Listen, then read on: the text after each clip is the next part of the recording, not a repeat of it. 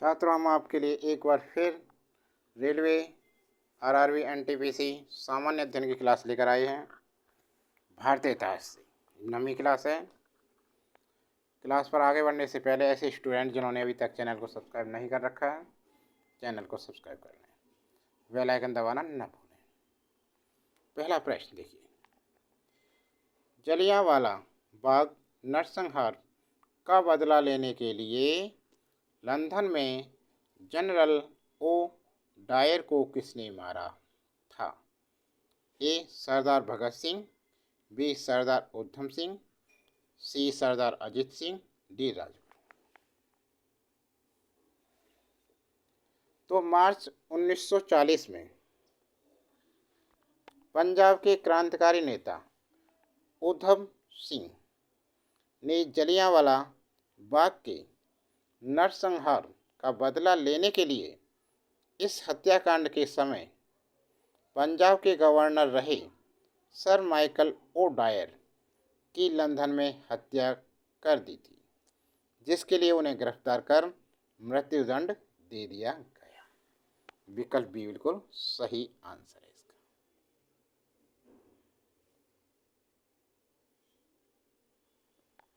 अगला प्रश्न दूसरा देखिए, 1928 में गठित इंडिपेंडेंस फॉर इंडिया लीग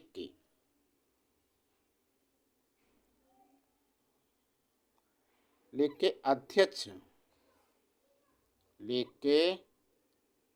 अध्यक्ष कौन थे? रास बिहारी बोस, बी जवाहरलाल नेहरू, सी श्रीनिवास अयंगर, डी सुभाष चंद्र बोस।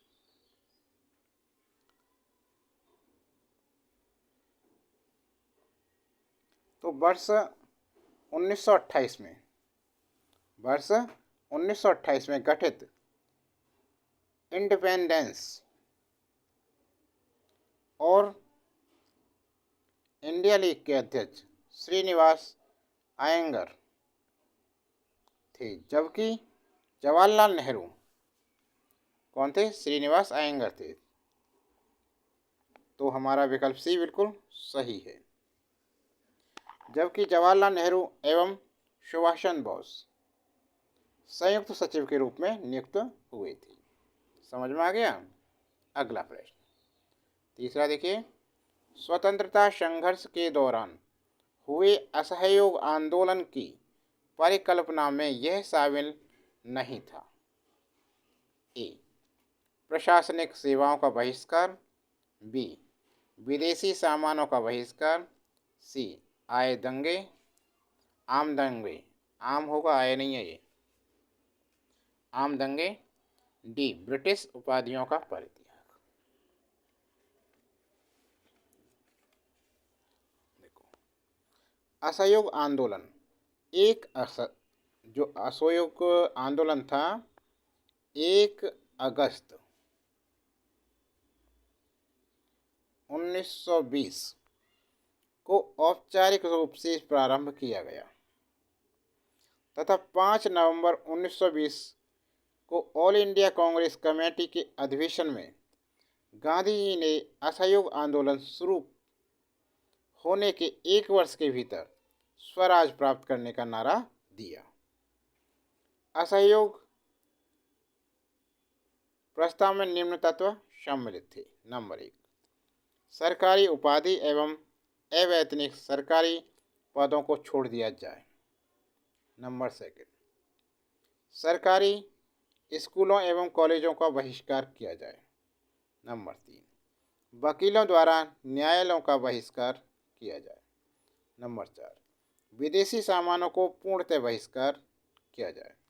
नंबर 5, असैनिक श्रमिक व कर्मचारी वर्ग मेसोपोटामिया में जाकर नौकरी करने से इनकार करें।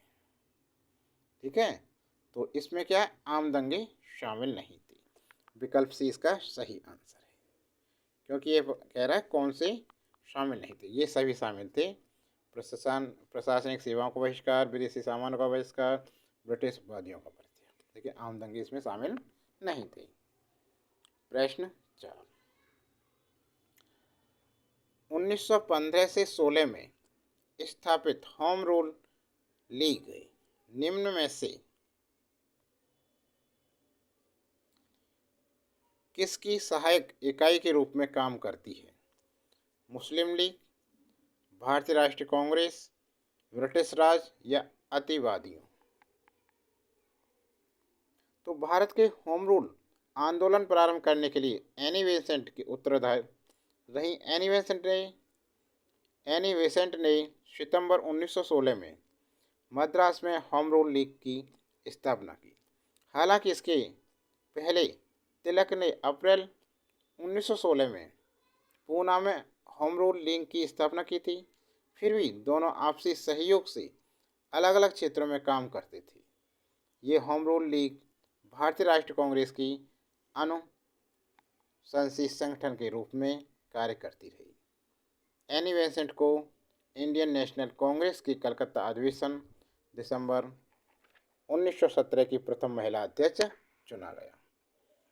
तो क्या आएगा इसमें आंसर? आंसर आएगा इसका विकल्प बी, चौथे का, भारतीय राष्ट्रीय कांग्रेस।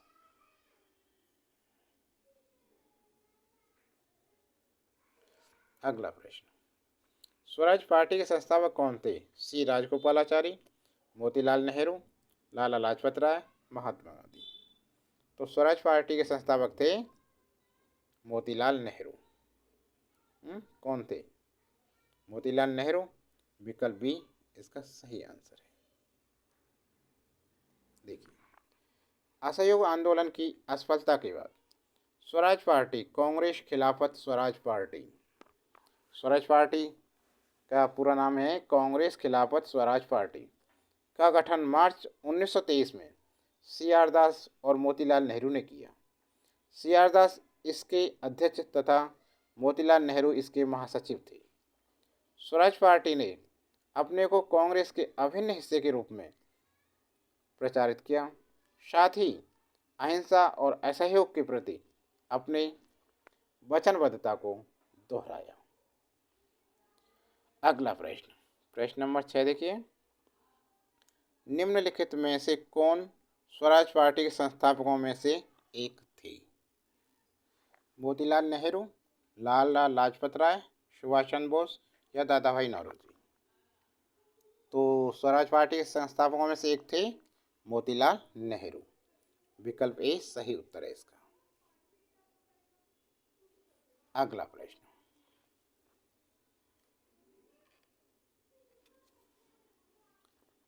सातवां देखिए ध्यान से, 1927 के साइमन कमीशन का बहिष्कार किया गया था। किस लिए किया गया था बहिष्कार उसका? जलियांवाला बाग हत्याकांड के विरोध में, आयोग में सर साइमन को शामिल किए जाने के विरोध में, महात्मा गांधी की गिरफ्तारी के विरोध में, डी क्योंकि आयोग में कोई भारतीय सदस्य नहीं था। देखिए,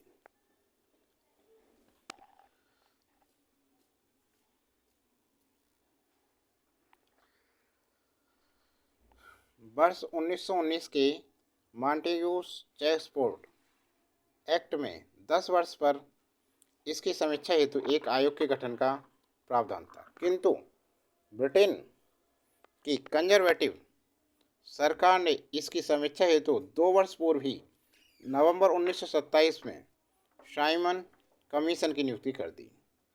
जॉन साइमन की अध्यक्षता में गठित इस आयोग में कुल 7 सदस्य थे। चूँकि इसमें सभी सदस्य अंग्रेज थे, इसलिए भारतीयों ने इसे श्वेत कमीशन कहकर इसका बहिष्कार एवं विरोध किया। साइमन कमीशन ने 3 फरवरी 1928 को बम्बई में पहुंचा। साइमन कमीशन बम्बई कब पहुंचा? 3 फरवरी 1928 को। तो बहिष्कार क्यों किया गया? इसका आंसर होगा क्योंकि आयोग में कोई भारतीय सदस्य नहीं था। विकल्प डी इसका सही आंसर है। अगला प्रश्न, 1928 में बारदौली सत्याग्रह अंततः ... के नेतृत्व में किया गया। महात्मा गांधी, वल्लभ भाई पटेल, लोकमान्य तिलक, गोपाल कृष्ण गोखले? तो बारदौली सत्याग्रह आंदोलन हुआ था वल्लभ भाई पटेल के नेतृत्व में। बी विकल्प सही है इसका। वर्ष 1928 में सूरत जिले के बारदौली तालुके में गांधीवादी आंदोलन और सत्याग्रह की को पर्याप्त सफलता मिली। यहाँ मेहता बंधु सरीखे गांधी जी के अनुयायियों ने वर्ष 1922 से ही निरंतर अभियान चला रखा था। 1922 से निरंतर अभियान चला रखा था। वर्ष 1928 में यहाँ कृषक आंदोलन का नेतृत्व वल्लभ भाई पटेल ने किया था, जो बारदौली सत्याग्रह के नाम से प्रसिद्ध हुआ। इसी आंदोलन में सफलता के कारण पटेल को बारदौली की महिलाओं ने सरदार की उपाधि दी थी। सही है ना। ये भी क्वेश्चन आ जाते कि वल्लभ भाई पटेल को सरदार की उपाधि कब दी गई थी, तो बारदौली सत्याग्रह के बाद बारदौली की महिलाओं ने। अगला प्रश्न, सविनय अवज्ञा आंदोलन का पहला चरण नमक सत्याग्रह था, जो 1930 में ... से महात्मा गांधी की अत्यंत लंबी पद यात्रा के साथ आरंभ हुआ। दिल्ली, बम्बई, दांडी, साबरमती। तो इसमें आएगा साबरमती। विकल्प डी सही है इसका उत्तर। महात्मा गांधी ने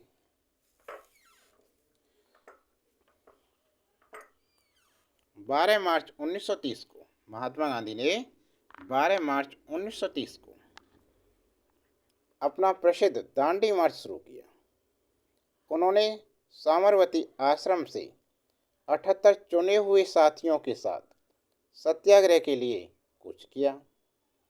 24 दिनों की लंबी यात्रा के बाद उन्होंने 6 अप्रैल 1930 को दांडी में सांकेतिक रूप से नमक कानून भंग किया और इस प्रकार नमक कानून तोड़कर उन्होंने औपचारिक रूप से सविनय अवज्ञा आंदोलन का शुभारंभ किया। समझ में आ गया। अगला प्रश्न देखिए। अगला प्रश्न है, सविनय अवज्ञा आंदोलन किस दिन प्रारंभ हुआ? सविनय अवज्ञा आंदोलन किस दिन प्रारंभ हुआ? 12 मार्च 1930, 21 मार्च 1931, 10 मई 1930, 13 मार्च 1931। तो सविनय अवज्ञा आंदोलन इसमें से तो ये तो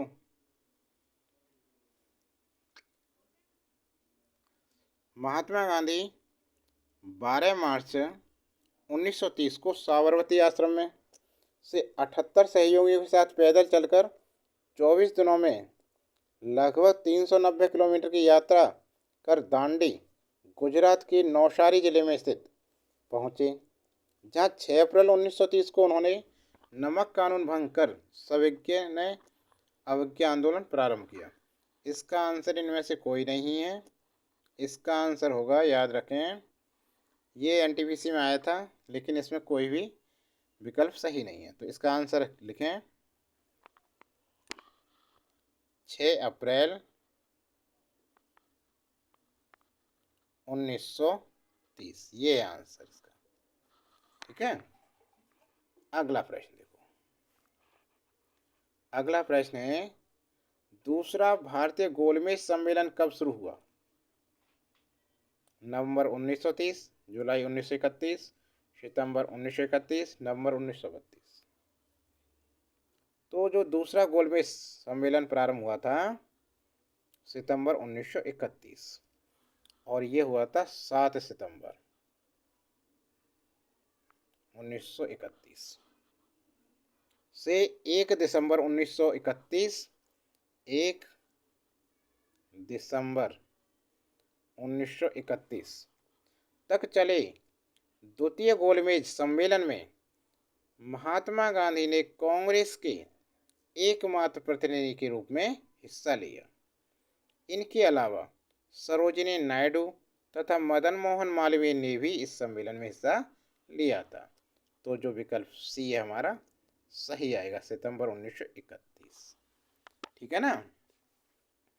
अगला प्रश्न,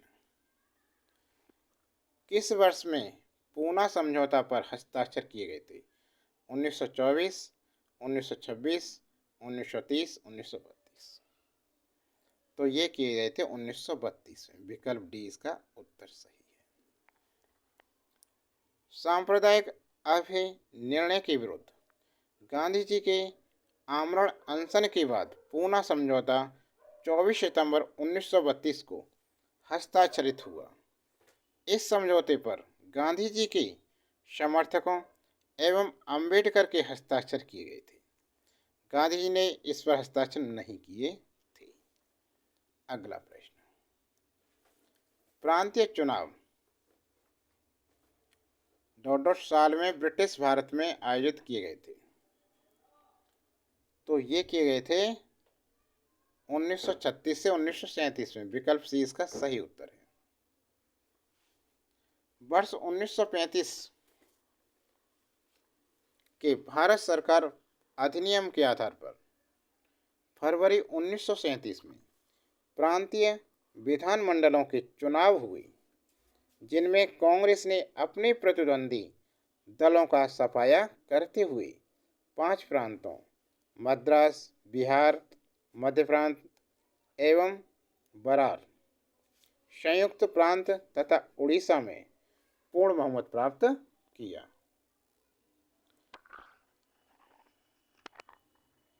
1937 में प्रांतीय जो विधानमंडलों के चुनाव हुए, जिनमें कांग्रेस ने अपने प्रतिद्वंदी दलों का सफाया करते हुए 5 प्रांत मद्रास, बिहार, मध्य प्रांत एवं बरार, संयुक्त प्रांत तथा उड़ीसा में पूर्ण बहुमत प्राप्त किया।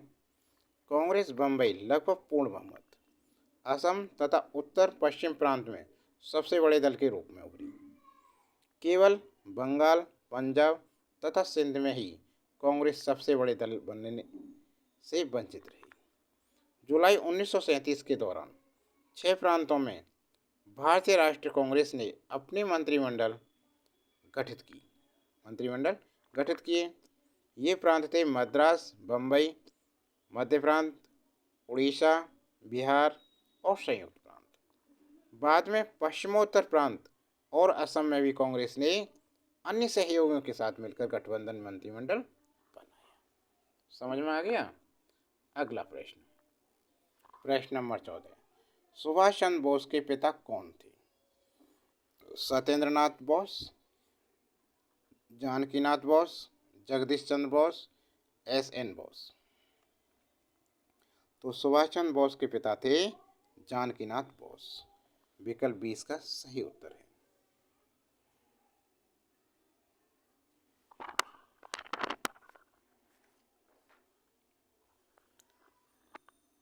सुभाष चंद्र बोस का जन्म 23 जनवरी 1997 में उड़ीसा के कटक नामक स्थान पर हुआ था।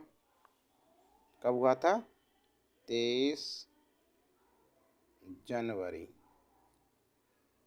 1997 नहीं, 1900 नहीं, 1897 1997 कैसे हो जाएगा? 23 जनवरी 1897 में उड़ीसा के कटक नामक स्थान पर हुआ था। सुभाष चंद्र के पिता का नाम जानकीनाथ बोस और मां का नाम प्रभावती था। अगला प्रश्न, 1939 में इंडियन नेशनल कांग्रेस INC छोड़ने के बाद सुभाष चंद्र बोस ने किसका गठन किया? Forward block, Swaraj party, socialist party या गदर पार्टी? तो वर्ष 1939 में त्रिपुरी संकट के बाद कांग्रेस की अध्यक्षता से त्यागपत्र के पश्चात सुभाष चंद्र बोस ने फॉरवर्ड ब्लॉक की स्थापना की। विकल्प ए इसका सही उत्तर है। यह संगठन वामपंथी विचारधारा पर आधारित था। तो छात्रों, ये क्लास कैसी लग रही है? क्लास अच्छी लग रही है तो लाइक नहीं किया अभी तक तो लाइक कीजिए, और चैनल को भी सब्सक्राइब नहीं किया है अभी तक तो चैनल को भी सब्सक्राइब कर लें। बेल आइकन दबाना न भूलें। आज के लिए इतना ही। अगली क्लास आपके लिए जल्दी लेकर आने वाले हैं। बने रहिए चैनल पर।